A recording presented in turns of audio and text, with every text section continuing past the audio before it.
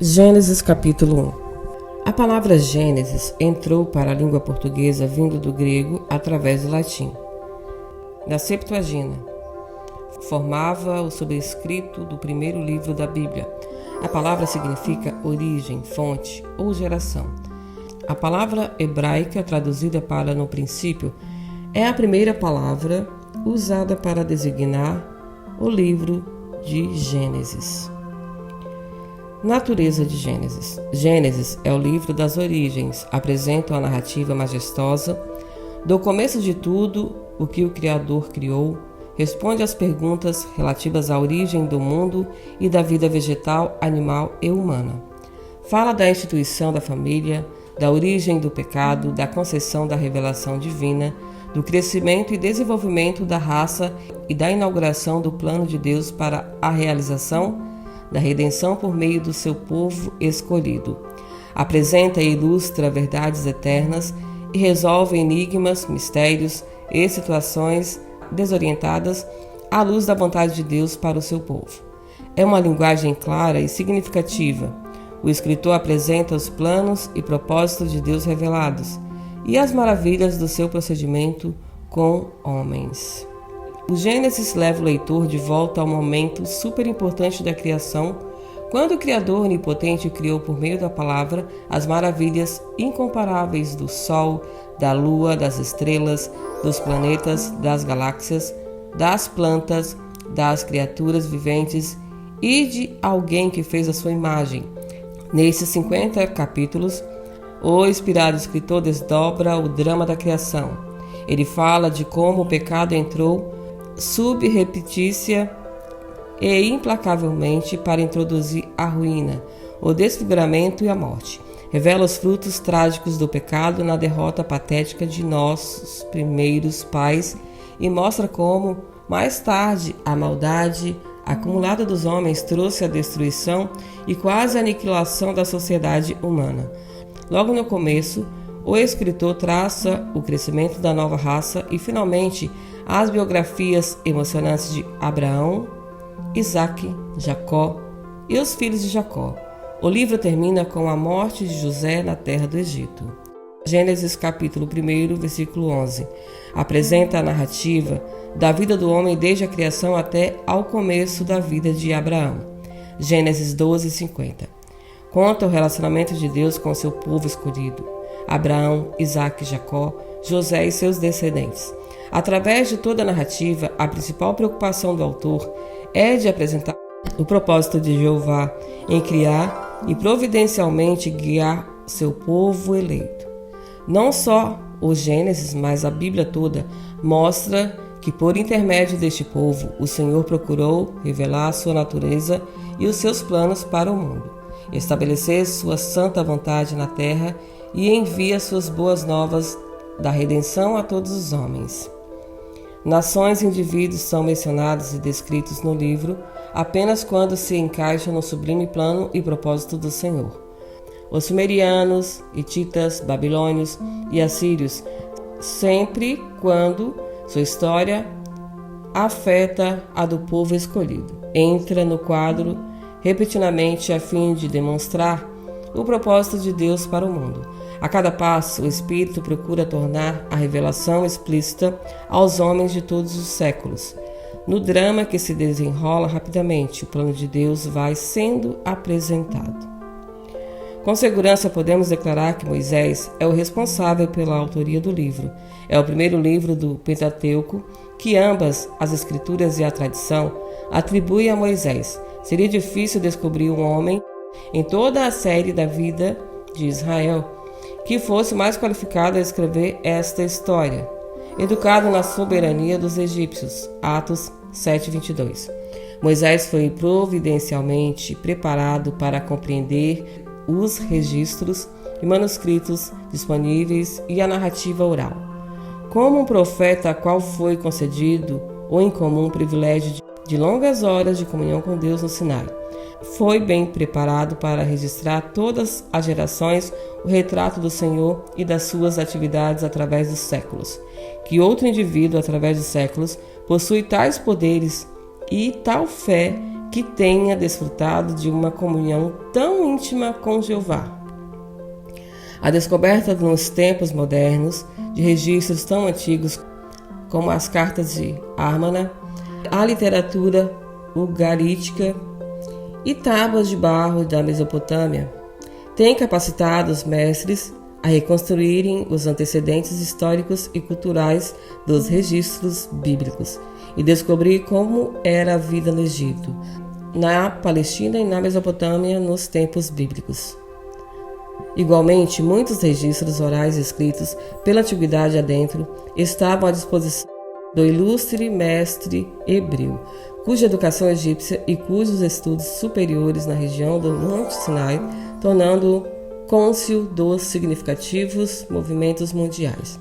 De acordo com a tradição judia, quando o grande escriba Esdras voltou da Babilônia para Jerusalém, trazendo manuscritos hebreus do Velho Testamento, ele se dispôs a trabalhar com prodigiosa energia para preservar, copiar e editar o antigo material que tinha em seu poder. Os Gênesis e a ciência. Se um estudante espera encontrar no Gênesis uma narrativa científica de como o mundo começou a existir, com todas as questões referentes à vida primitiva, respondidas na linguagem técnica familiar ao professor ou estudante de ciências, ficará desapontado. O Gênesis não é uma tentativa de responder tais perguntas técnicas. Ele trata de assuntos muito além do reino da ciência. O autor procura nos colocar em contato com o Deus eterno, o significado sagrado do seu ser, seu propósito e seu relacionamento com as suas criaturas, conforme ele opera sua santa vontade. Este livro, tão notável por sua profundidade e exaltação moral, sua dignidade e grandeza, descreve o Deus eterno na tarefa de preparar um lugar onde os seus escolhidos amados possam viver e crescer e revelar a sua divina glória. Gênesis capítulo 1. Deus é o Criador de todas as coisas. Desde o começo, nos livros de Gênesis, o poderoso, luz da revelação focaliza o Todo-Poderoso. Ele é o princípio, a causa, a fonte de tudo o que existe. Ele criou todas as coisas e as pessoas que tinham de se encaixar em seu plano para os séculos. Todo o material necessário para sua obra posterior, ele criou milagrosamente. O princípio. No princípio, criou Deus os céus e a terra. O autor leva o leitor para além do limite do tempo, para a eternidade insondável, embora lhe falte palavras quando procura dar uma ideia do estado de coisas antes do limite do tempo.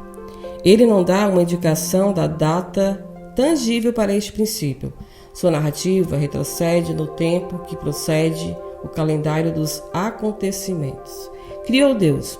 A sublime certeza da revelação baseia-se nesta grandiosa afirmativa. Deus o fez. Nada mais pasmoso poderia ser declarado. Elohim é a palavra mais usada para Deus no hebraico, aramaico e árabe. Na realidade, é plural em sua forma, mas é usada como verbo no singular. Talvez o plural seja melhor explicado se disséssemos que indica a plenitude de poder, ou dignidade excepcional e grandeza ilimitada. Neste um estão reunidos todos os poderes da eternidade e da infinidade. Criou, bara, é um verbo usado exclusivamente para com Deus. O homem não poderia atingir as alturas do poder inerente a esta palavra.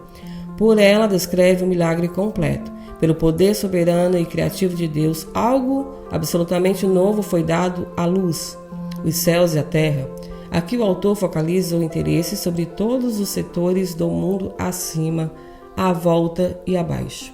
Nessa fase, ele inclui o universo completo como era conhecido, ou poderia vir a ser conhecido, pelos hebreus e todo o material primário necessário para fazer os sóis, os planetas, as estrelas, as nebulosas, as galáxias, as moléculas, os átomos, os elétrons e todas as coisas e seres específicos sobre a Terra.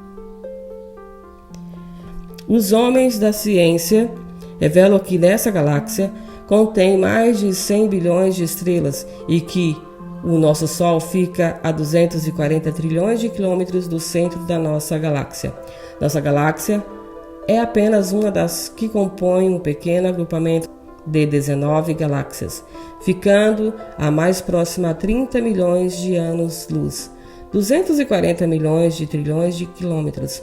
Nossos cientistas, pesquisadores, por mãos de poderosos telescópios, certificaram-se razoavelmente de que existem mais de 1 bilhão de galáxias. Eles calculam números de estrelas dessas galáxias em aproximadamente 100 quintilhões.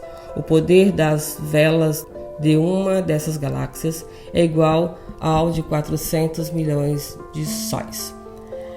Quando o homem volta os olhos para a estima imensa criação e compara o que vê com a narrativa inspirada do escritor sobre sua origem, seu coração tem a de se encher de espanto. Ele conhece a mão de Deus na beleza e ordem do sistema solar e no poder do átomo.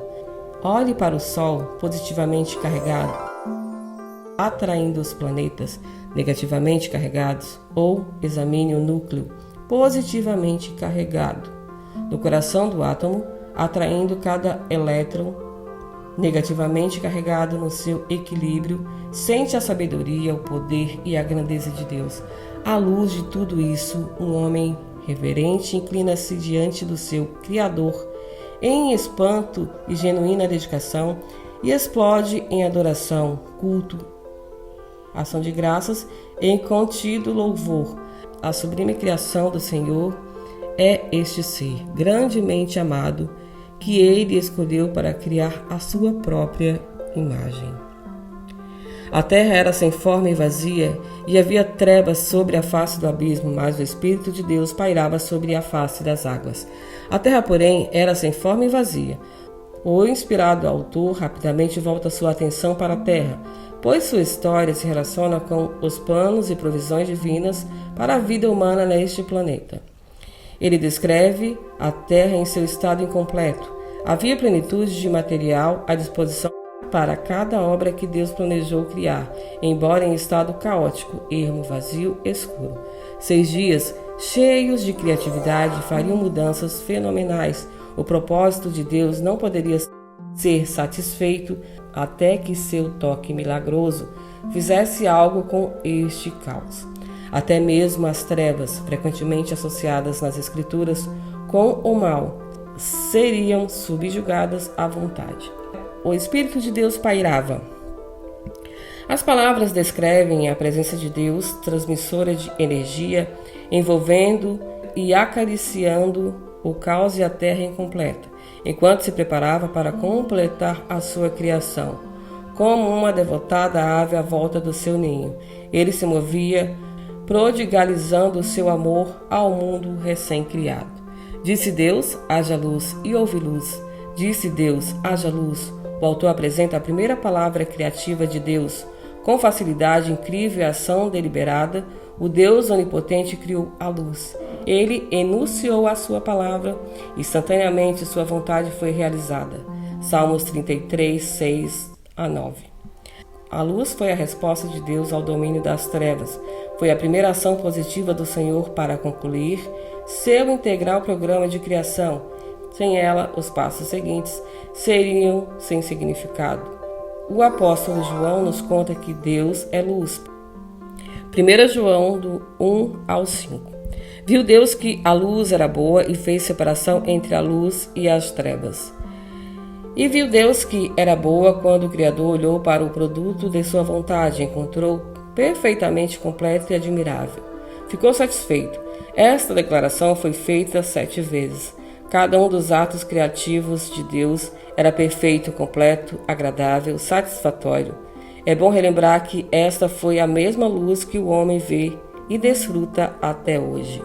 E Deus chamou a luz dia e as trevas noite, e foi a tarde e a manhã o dia primeiro. Tarde e manhã. No livro de Gênesis, a tarde sempre precede a manhã. A criação da luz acabou com o reino das trevas e começou o primeiro dia, uma vez que isto aconteceu antes da criação do sol e da lua. É incorreto falarmos de dias de 24 horas até chegarmos a este ponto no programa do Criador. A referência aqui é um dia de Deus e não ao dia comum limitado por minutos e horas. O começo de cada ato da criação é chamado manhã e a conclusão deste específico ato divino é chamado tarde. E disse Deus: haja o firmamento no meio das águas e haja separação entre águas e águas. Firmamento, expansão, no meio das águas. A palavra hebraica rakia representa algo que foi batido ou pressionado para cobrir uma superfície extensa. O escritor sugere aqui uma expansão acima da terra, retendo grandes reservatórios de água a serem soltos para a chuva. E fez, pois, Deus o firmamento e separou as águas que estavam debaixo do firmamento das águas que estavam por cima do firmamento. E assim foi. Chamou Deus o firmamento, o céu, e foi a tarde e a manhã, o dia segundo. E disse Deus: ajuntem-se num só lugar as águas que estão debaixo do céu, e apareça o elemento seco. E assim foi. Apareça a porção seca. Em um certo ponto, a água cobria tudo. No terceiro dia, contudo, o Senhor criou a terra e o reino vegetal. Por meio do seu divino poder, fez a terra emergir de dentro da grande massa de águas e formou a porção seca. Salmos 104, 6 a 8, Jó 38, 8 a 11. Do solo, sob ordem expressa de Deus, brotou vegetação viva e logo cobriu a terra com beleza e providenciou alimento para as criaturas vivas. Chamou Deus o elemento seco terra e ao ajuntamento das águas mares, e viu Deus que isso era bom. E disse Deus: produz a terra relva, ervas que deem semente e árvores frutíferas que, segundo as suas espécies, deem fruto que tenha em si a sua semente sobre a terra. E assim foi. A terra, pois, produziu relva, ervas que davam semente segundo as suas espécies, e árvores que davam fruto que tinha em si a sua semente segundo as suas espécies. E viu Deus que isso era bom. E foi a tarde e a manhã, o dia terceiro. E disse Deus: haja luminares no firmamento do céu, para fazerem separação entre o dia e a noite. Sejam eles para sinais e para as estações e para os dias e ano. Haja luzeiros. A palavra hebraica melhort descreve os luminares ou instrumentos de luz. Por meio desses luminares, a terra recebeu a luz necessária para o sustento da vida. Eles deviam governar o dia e a noite, servirem de sinais para as estações, dar à luz à terra. A narrativa torna fato que Deus o fez e então os colocou no devido lugar. De acordo com o esquema divino, o sol, a luz, as estrelas, todos foram criados para a execução da sua vontade específica. E sirvam de luminares no firmamento do céu para iluminar a terra. E assim foi. Deus, pois, fez os dois grandes luminares, o luminar maior para governar o dia, o luminar menor para governar a noite. Fez também as estrelas, e Deus os pôs no firmamento do céu para iluminar a terra, para governar o dia e noite, e para fazer separação entre as luzes e as trevas. E viu Deus que isso era bom.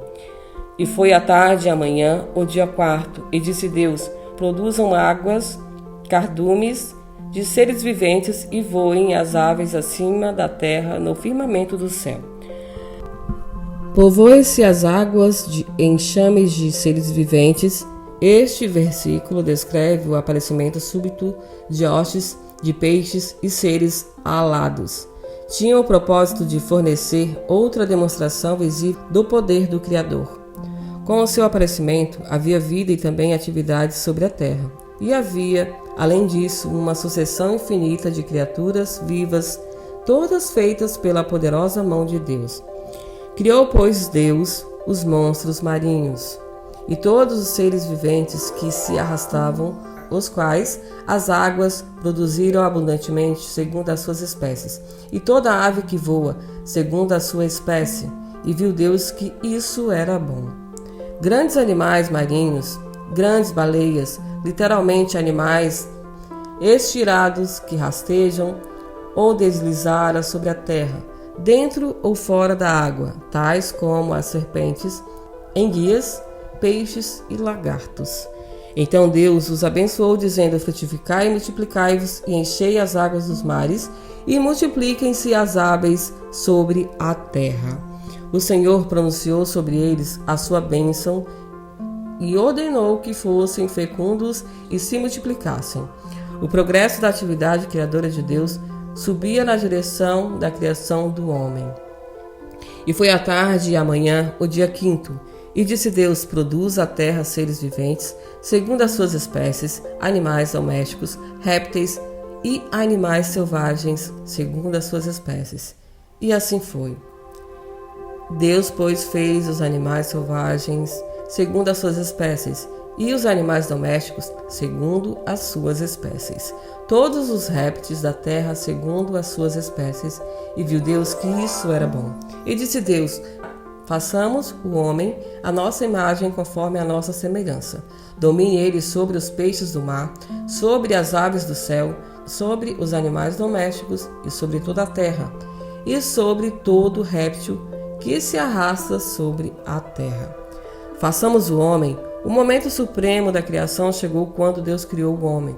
A narrativa apresenta Deus convocando a corte celestial, um dos outros 2 membros da Trindade, a fim de que toda a atenção fosse dada a este acontecimento. Alguns comentadores, entretanto, interpretam o plural como um plural de majestade, indicando dignidade e grandeza. A forma plural da palavra Deus, Elohim, pode ser explicada mais ou menos da mesma forma.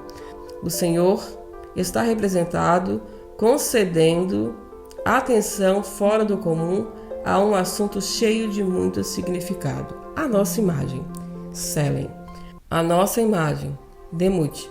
Embora estes 2 sinônimos tenham significados separados, aqui não há necessidade nenhuma de se fazer algum esforço para apresentar os diferentes aspectos do ser divino. Está claro que o homem, como Deus o criou, era distintamente diferente dos animais já criados. Ele estava em um plantô muito mais alto, pois Deus o criou para ser imortal e fez dele uma imagem especial de sua própria eternidade. O homem era uma criatura que o seu Criador podia visitar e ter amizade e comunhão com ele. De outro lado, o Senhor podia esperar que o homem lhe correspondesse e fosse digno de sua confiança. O homem foi constituído possuidor do privilégio da escolha, até o ponto de desobedecer o seu Criador.